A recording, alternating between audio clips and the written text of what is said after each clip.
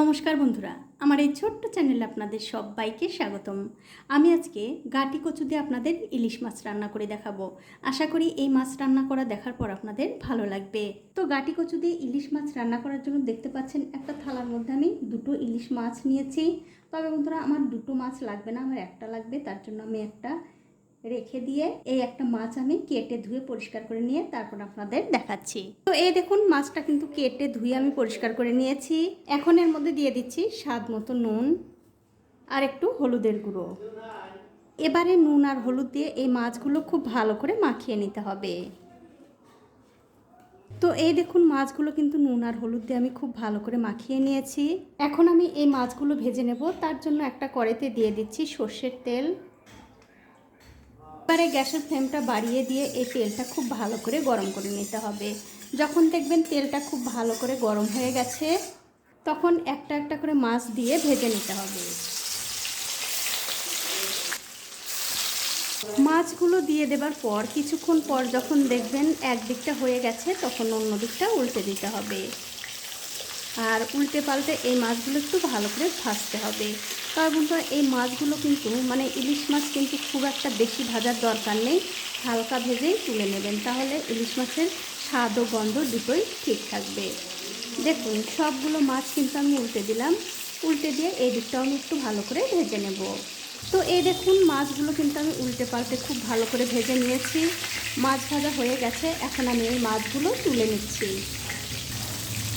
মাছগুলো তুলে নেবার পর ওই তেলের মধ্যে দিয়ে দিচ্ছি ফোড়নের জন্য দুটো তেজপাতা আর একটু গোটা জিরা। এবারে তেলের সঙ্গে এই ফোড়নগুলো একটু ভেজে নিতে হবে। ভাজতে ভাজতে যখন দেখবেন ফোড়ন থেকে খুব সুন্দর একটা গন্ধ বেরোচ্ছে তখন এর মধ্যে দিয়ে দিতে হবে গাটি কচু। আর এই গাটি কচুগুলো কিন্তু আমি ভালো করে সেদ্ধ করে খোসা ছাড়িয়ে নিয়েছি। আমি পুরো ভিডিওটা দেখাইনি, তার কারণ অনেকটা বড় হয়ে যাবে। এবারে এই গাটি কচুগুলো তেলের মধ্যে দিয়ে দিতে হবে। কচুগুলো দিয়ে দেওয়ার পর একটা খুন্তি দিয়ে খুব ভালো করে এই তেলের সঙ্গে একটু ভাজতে হবে। আর আমি কিন্তু খুন্তি দিয়ে একটু এই কচুগুলো ভেঙে দিচ্ছি, এতে করে তরকারিটা খেতেও ভালো লাগবে আবার দেখতেও ভালো লাগবে। তো এই দেখুন তেলের সঙ্গে কচুগুলো কিন্তু আমি 2 মিনিট সময় ধরে খুব ভালো করে কষিয়ে নিয়েছি। এখন এর মধ্যে দিয়ে দিচ্ছি হলুদের গুঁড়ো, লঙ্কার গুঁড়ো, জিরার গুঁড়ো, ধনিয়ার গুঁড়ো আর সবশেষে দিয়ে দেবো আমি এর মধ্যে স্বাদ মতো নুন। এবারে গ্যাসের ফ্লেমটা মিডিয়ামে রেখে এই মশলার সঙ্গে কচুটা আরও কিছুক্ষণ কষিয়ে নিতে হবে। তো এই দেখুন মশলা দিয়ে এই কচুটা কিন্তু আমি আরও 1 থেকে 2 মিনিট খুব ভালো করে কষিয়ে নিয়েছি। দেখতেই পাচ্ছেন কচু কিন্তু খুব ভালো করে কষানো হয়ে গেছে। এখন আমি গ্যাসের ফ্লেমটা বাড়িয়ে দিয়ে এর মধ্যে ঝোলের জন্য দিয়ে দিচ্ছি গরম জল। আর অবশ্যই কিন্তু গরম জলটাই দেবেন। গরম জল দিলে কি হয়, এই তরকারিটা খুব তাড়াতাড়ি হয়েও যায়, আবার এই তরকারির স্বাদটাও কিন্তু দ্বিগুণ হয়ে যায়। এখন আমি ঝোলের সঙ্গে এই কচুগুলো খুব ভালো করে মিশিয়ে দেব। তো এই দেখুন ঝোলের সঙ্গে কচুগুলো কিন্তু আমি খুব ভালো করে মিশিয়ে দিয়েছি। এখন আমি গ্যাসের ফ্লেমটা বাড়িয়ে দিয়েই এই ঝোলটা আরও 2 থেকে 3 মিনিট আগে রান্না করে নেব। তো এই দেখুন ঝোলটা কিন্তু আমি 2 থেকে 3 মিনিট খুব ভালো করে রান্না করে নিয়েছি। এখন আমি এর মধ্যে দিয়ে দেব আগে থেকে ভেজে রাখা সেই মাছ।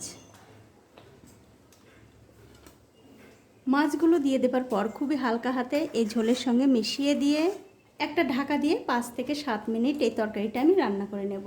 তো 7 মিনিট হয়ে গেছে, ওপর থেকে আমি ঢাকাটা তুলে নিচ্ছি। তুলে নিয়ে এর মধ্যে দিয়ে দেব একটুখানি গরম মশলার গুঁড়ো। এবার এই গরম মশলার গুঁড়োটা এই তরকারির সঙ্গে খুবই হালকা হাতে একটু মিশিয়ে দিতে হবে। মিশিয়ে দিলেই কিন্তু এই তরকারিটা খাবার জন্য একদম রেডি হয়ে যাবে। দেখুন গরম মশলার গুঁড়ো কিন্তু আমি খুব ভালোভাবে এই তরকারির সঙ্গে মিশিয়ে দিয়েছি।